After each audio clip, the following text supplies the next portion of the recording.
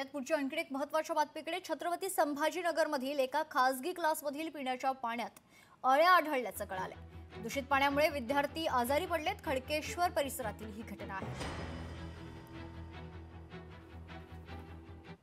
जवळजवळ आठ महिन्यापासून अभ्यास करतो इथं आणि विशेष म्हणजे मी मॅडमला याच्या अगोदर पण तक्रार केली होती, पण मॅडमनं केली म्हणजे सॉल्व केलं मॅडमनं, पण जेवढं म्हणजे पाहिजे तेवढं नाही झालं। त्यानंतर मला थोडंसं पोटाचा आजार झाला। त्या पोटाच्या आजारामुळे मी डबल मॅडमला रिक्वेस्ट केली आणि आज तर लाईव्ह म्हणजे आपल्याला दिसलेच आहे। पण आता मी मॅडमला एवढीच रिक्वेस्ट करतो की बाबा आमच्या रीडिंगला खाली फिल्टर लावून द्या।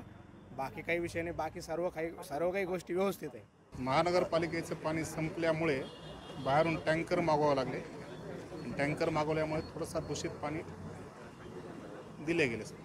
दरवेळेस त्यांनी तक्रार केल्यानंतर आपण तो प्रॉब्लेम सॉल्व्ह केलेला आहे, पण दरवेळेस पुन्हा तोच प्रॉब्लेम येतो। तर आपण फिल्टर बदलायचं त्यांना बोललेलो आपण। आता नवीन फिल्टर लावू आणि टँकर घेतोच विचार करू कुठल्या चांगल्या महानगरपालिकेचं भेटलं तर अतिउत्तम। लोकशाही मराठी ऐका, पहा, जागरूक रहा।